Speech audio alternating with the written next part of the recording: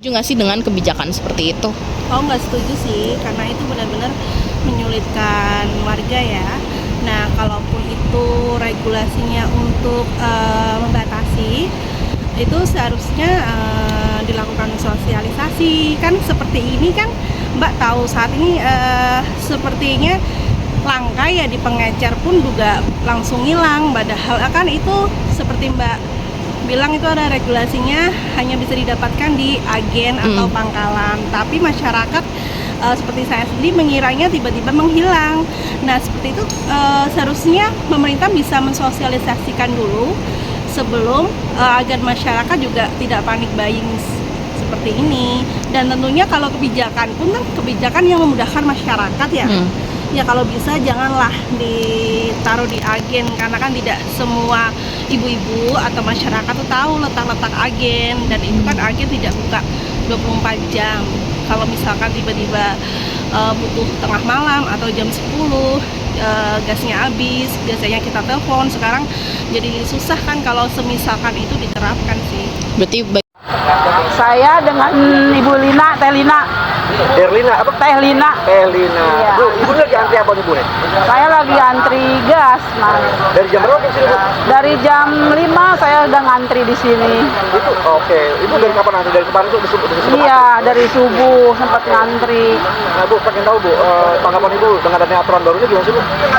Ya sih, ini niatnya baik, Mas. Itu langsung ke agen. Tapi kan kita ini kalau pagi-pagi nyarinya kita sarapan, malah nyari gas sekarang mah. Habis sholat subuh kita ngantri gas. Udah pekerjaannya saya terbelai kan gitu. Ya mohonlah sama pemerintah, sama Pak Presiden, diperhatiinlah masyarakat kecil.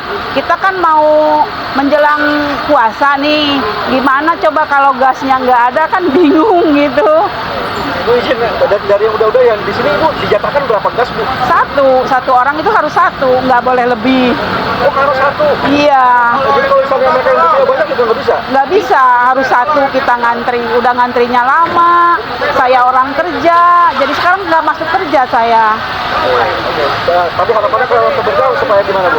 Ya minta perhatiannya lah ke masyarakat yang di bawah kita, kayak kita gini kecil, orang-orang kecil gitu. Minta perhatiannya supaya gasnya ada di warung-warung. Kita kalau malam udah habis, kita bisa beli gitu. Minta perhatiannya sama Pak Presiden gitu. Gitu Mas. Ya, makasih Bu ya. Iya, sama-sama. Paling taunya di itu aja ya, di pengisian bensin, solar seperti itu. Sebelumnya nggak pernah belanja di situ sih. Nggak pernah belanja dekat ya, apalagi saya kan orang dengan disabilitas, jadi pengen yang praktis, pengen yang deket, pengen yang diantar juga. Oke, kalau dari ruang-ruang Madura itu bisa diantar ke Iya, rumah. bisa diantar. Oke. Nah, ini kan kita wacananya harus datang ke resmi gitu ya dan bawa KTP gitu. Apalagi tadi Kakak ada yang menyebut soal kepraktisan gitu. Nah, Kakak setuju nggak sih Kak dengan sistem yang harus seperti itu gitu? Ibarat Kakak harus datang langsung menunjukkan KTP dan seterusnya. Secara umum untuk saya pribadi ya, pengennya sih yang mudah ya, apalagi saya susah buat ngangkut berat-berat kayak gitu. Kalau di agen LPG, agen yang sebelumnya kayak pasti kan setiap agen LPG dan Aqua gitu, maaf apa isi ulang, Iya. nah itu pasti kan satu. Jadi saya kalau beli gas pasti diantar. Itu dengan harga 22.000 tuh udah diantar.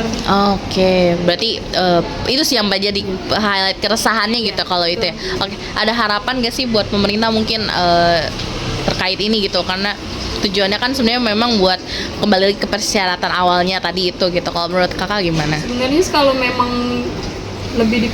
harus lebih dipermudah, ya pengennya kayak biasa aja ya gitu, belanjanya di agen-agen yang lebih mudah gitu, di dekat-dekat rumah, biar kita ngangkut nggak terlalu berat. Apalagi seorang saya gitu ya, ibu rumah tangga pula gitu, yang nggak bisa jauh-jauh, nggak bisa bawa motor gitu kan. Kayaknya yang lebih mudah boleh dengan syarat menunjukkan KTP atau scan barcode segala macam, boleh dengan seperti itu kan. Sekarang zaman modern, zaman aplikasi segala macam gitu kan, sudah digital lah, boleh seperti itu. Tapi lebih banyak tempatnya Ya, begitu, tapi lebih luas, diperluas itu. kayak seperti di dekat-dekat rumah gitu, boleh seperti itu. Oke. Tapi lebih mungkin lebih diaplikasikan gitu, kayak lebih dipermudah kan sekarang era handphone, Iya, seperti iya. ibu pakai smartphone gitu, mungkin bisa lebih seperti itu. Oke, siap. Makasih ya Mbak Ratna ya. Siapa Bang? Nama Bagas. Bagas. Mas Bagas izin, ini antri dari jam berapa tadi? Antri tadi dari jam 7 pagi. Hasilnya seperti apa nih hasilnya tadi? Hasilnya ya bisa dilihat sendiri apa untuk yang antri pada suruh pulang lagi. Terus nanti balik lagi ke sini jam 9. Itu pun membawa syaratnya suruh bawa kertas POM sama fotokopi KTP. Oke, nah yang Mas Bagas tahu ya itu info itu dari tokonya. Iya, dari tokonya. Cuma nggak tahu itu apa dari pusat atau apa, nggak tahu juga ya. Belum tahu. Mungkin itu buat mengkoordinasi agar supaya masyarakat bisa lebih tertib dulu sih untuk pagi ini. Soalnya tadi membludak sampai belakang kan. Ya, ya. Nah izin, kalau yang Mas Bagas tahu ya infonya nanti per orang itu dijatakan berapa tabung sih? Satu orang satu. Oh gitu. Pun yang membawa tabung gas 2 cuma bisa dapat jatah 1 doang. Ya, nah menurut Mas Bagas sendiri nih, aturan baru ini gimana nih? Mas Bagas mewakili masyarakat seperti apa gimana? Ya untuk aturan baru sih sebenarnya terima-terima aja. Cuman angka baiknya dibuat kebijakan yang lebih pasti aja gitu loh. Kalau memang ada kenaikan, diperjelas aja kenaikannya berapa. Jangan sampai menghilangkan barangnya. Jadi kalau menghilangkan barangnya, semua masyarakat juga jadi susah gitu. Terima kasih Mas. Sama-sama.